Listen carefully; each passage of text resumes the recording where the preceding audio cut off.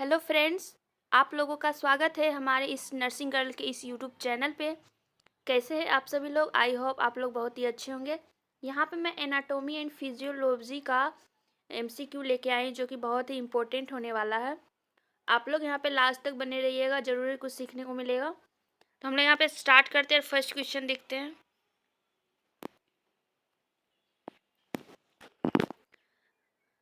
Blood clotting factor number 9 is. Vitamin के में जो ब्लड क्लोटिंग फैक्टर होता है, 4 ब्लड क्लोटिंग जो ब्लड क्लोट करने में हेल्प करता है वो 4 होता है उसमें, 2, 7, 9 और 10। इसको क्लोटिंग फैक्टर कहते हैं। 2, 7, 9, 10। तो यहाँ पे हम लोग से पूछा गया है 9 नंबर का जो क्लोटिंग फैक्टर होता है उसका नाम। तो क्या हो जाएगा? तो उसको बोलते हैं Christmas factor. Option number C हो जाएगा राइट आंसर।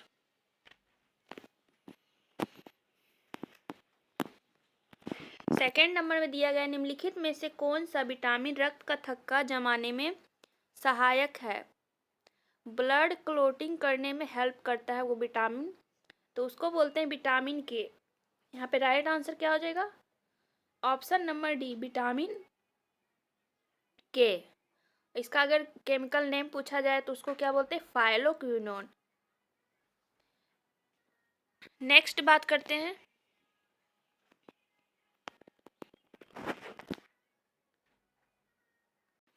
क्वेश्चन नंबर 3, कौन से प्रकार की रक्त कोशिका चोट लग जाने के बाद खून जमने में महत्वपूर्ण भूमिका निभाती है? ब्लड क्लोट में हेल्प करता है, तो वो होता है प्लेटलेट। ऑप्शन नंबर सी हो जाएगा right answer.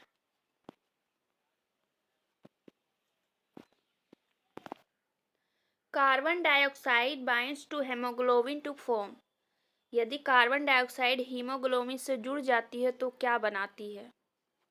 Carbon dioxide haemoglobin से जुड़कर क्या बनाती है? तो यहाँ पे क्या हो जाएगा right answer? Deoxy haemoglobin, reduced haemoglobin, carbon amino haemoglobin या फिर कार्बोक्सी हेमोग्लोबिन। तो कार्बन हीमोग्लोबिन के साथ जुड़ेगा तो वो सिंपल सा यहाँ पे है कार्बो एमिनो हेमोग्लोबिन बनाएगा। तो यहाँ पे राइट आंसर हो जाएगा ऑप्शन नंबर सी। यहाँ पे क्या हो जाएगा राइट आंसर? बिलिरुबिन का निर्माण होता है। बिलिरुबिन का निर्माण होता है। क्या हो जाएगा राइट आंसर? ये होता है हीम में। तो यहाँ पे राइट आंसर हो जाएगा option number A.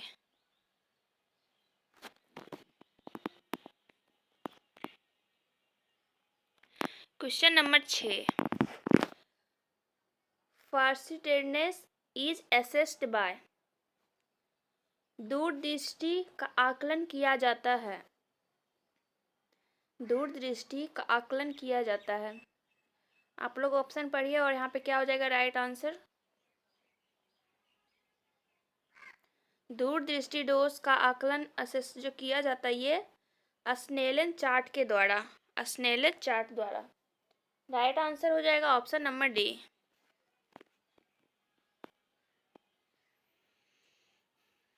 Question number 7, which of the following is a made sex hormone. निम्नलिखित में से कौन सा पुरुष सेक्स हार्मोन है? ऑप्शन दिया गया है टेस्टोस्टेरोन, एस्ट्रोजन, प्रोजेस्टेरोन, कॉर्टिकोस्टेरोल। तो आप लोग सबको पता होगा यहाँ पे क्या हो जाएगा राइट आंसर?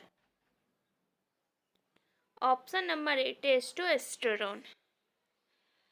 अगला यहाँ पे देखते हैं हम लोग।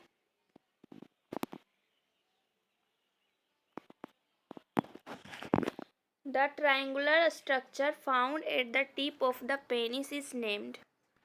स्तन के टिप पर पाई जाने वाली त्रिकोणीय संरचना क्या नाम है? Prepuce, glans penis, urinary tract, sperm. तो क्या हो जाएगा यहाँ पे राइट आंसर? इसको बोलते हैं ऑप्शन नंबर बी हो जाएगा यहाँ पे right answer, glans penis.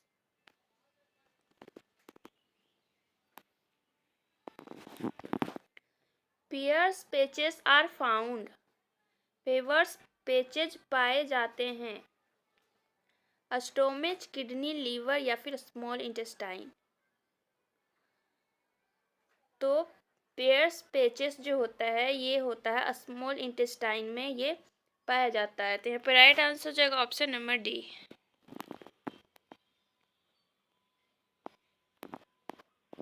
Next यहाँ पे है which of the following is an anticoagulant. निम्न में से थक्का रोधी है, यानी ब्लड के अंदर जो भी ब्लड फ्लो होता है उसको क्लॉट होने नहीं देता है। तो यहाँ पे राइट आंसर क्या हो जाएगा? ये होता है हिपेरिन। हिपेरिन जो होता है ये एंटीकोगुलेंट होता है। तो यहाँ पे राइट आंसर हो जाएगा option number B.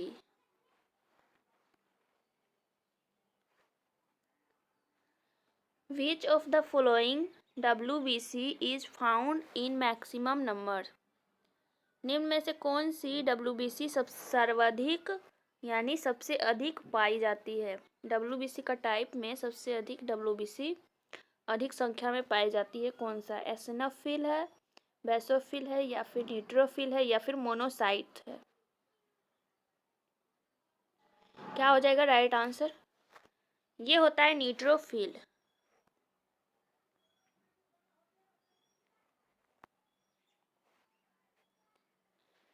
Which statement is false regarding mast cell? मास्ट कोशिकाओं के संबंध में कौन सा कथन असत्य है?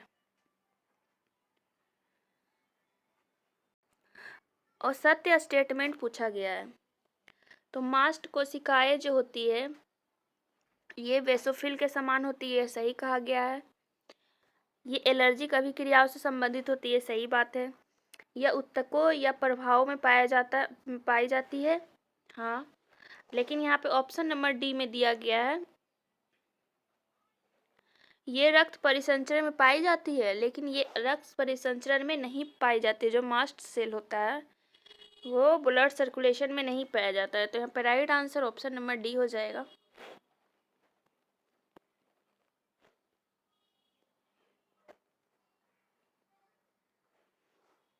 What is urinary retention called?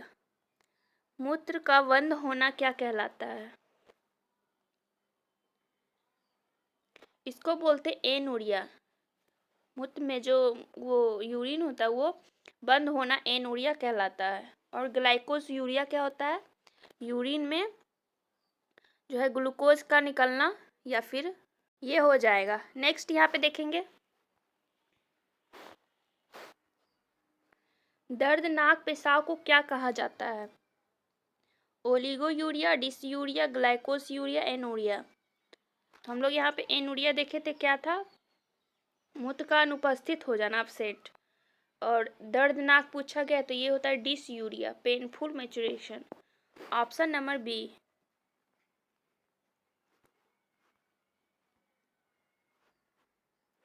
After the quantity of water in the urine which quantity is मोर?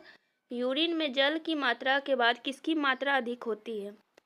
पहला नंबर होता है वाटर का, उसके बाद क्या होता है अधिक? वो होता है यूरिया। ऑप्शन नंबर सी हो जाएगा राइट आंसर।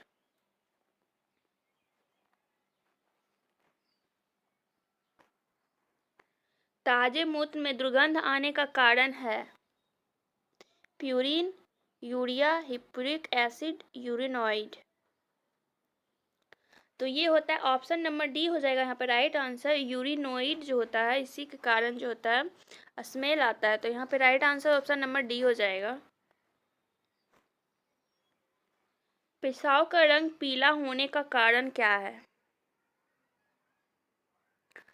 तो ये पीला जो होता है ये यूरोबिलिनोजेन जो होता है उसी के कारण जो होता है कलर पीला होता है। ऑप्शन नंबर ए हो जाएगा राइट आंसर। निम्नलिखित में से कौन सी छोटी आंत का भाग नहीं है? स्मॉल इंटेस्टाइन का पार्ट नहीं है। यहाँ पे क्या हो जाएगा राइट आंसर? छोटी आंत में होता है ड्यूडेनियम, ड्यूडेनम, इलियम, जेजुलम। लेकिन ये कोलोन जो होता है ये कोलोन जो उपस्थित होता है ये बड़ी आंत में उपस्थित होता है। तो यहाँ पे राइट आंसर हो जाएगा ऑप्शन नंबर सी। बिलिरुबिन शरीर से मल के माध्यम से किस रूप में उत्सर्जित होता है? बिलिरुबिन शरीर में मल के माध्यम से किस रूप में उत्सर्जित होता है? तो ये होता है एस्ट्रोकोविलिन, ऑप्शन नंबर बी।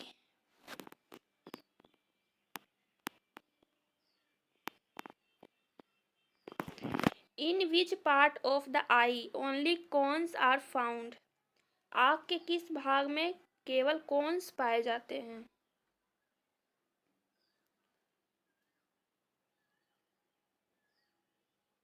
तो यहाँ पे राइट आंसर क्या हो जाएगा? Option number B, fovea सेंट्रियालिस।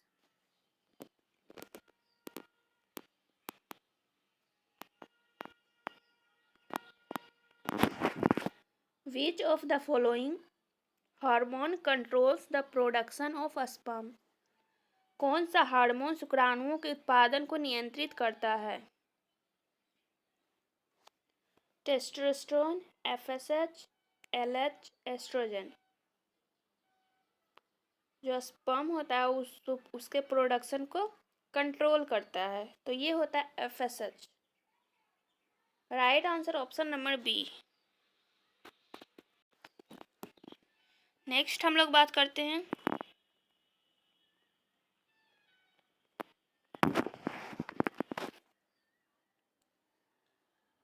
Testosterone is produced by. Testosterone का उत्पादन किसके द्वारा होता है?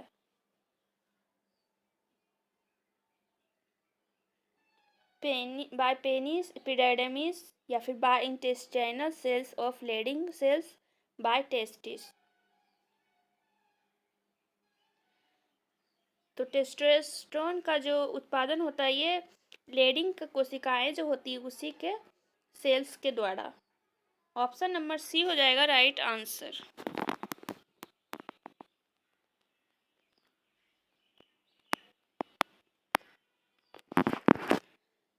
Vitamin essential for spermatogenesis is. शुक्र जनन के लिए आवश्यक विटामिन है vitamin A and E and K, A and D, all of the above. तो आवश्यक विटामिन जो होता है स्पर्मेटोजेनेसिस यानी स्पर्म के निर्माण के लिए, तो वो होता है विटामिन ए एंड ई। तो यहाँ पे राइट आंसर हो जाएगा ऑप्शन नंबर ए।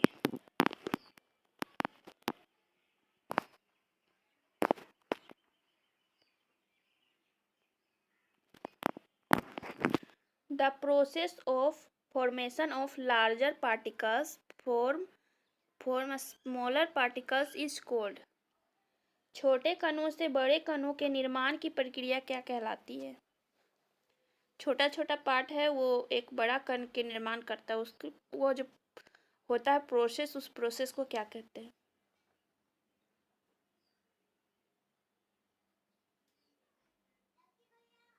यहाँ पे राइट आंसर हो जाएगा ऑप्शन नंबर ए, anabolism.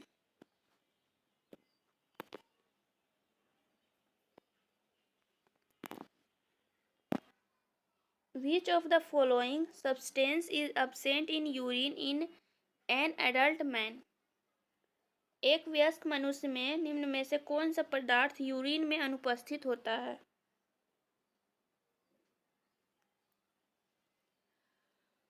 Sodium, urea, uric acid, या फिर एमिनो एसिड। यहाँ पे राइट आंसर हो जाएगा option number D, amino acid.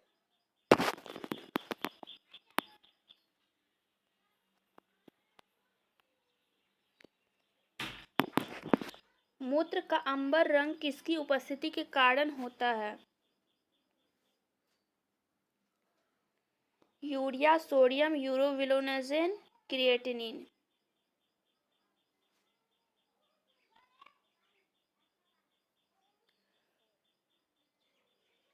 तो यहाँ पे राइट आंसर हो जाएगा ऑप्शन नंबर सी, यूरोबिलोनेजेन के कारण ही यूरिन का जो कलर अंबर कलर का उसी की उपस्थिति के कारण ये होता है। तो यहाँ पे राइट आंसर हो जाएगा ऑप्शन नंबर सी। तो आई होप आप लोग को ये सेशन अच्छा लगा होगा। आप लोग अगर फर्स्ट बार हमारे चैनल पे विजिट किए होंगे तो चैनल को सब्सक्राइब ज़रूर ही कीजिएगा। तो आज का सेशन यहीं पे एंड करते हैं। Thanks for watching.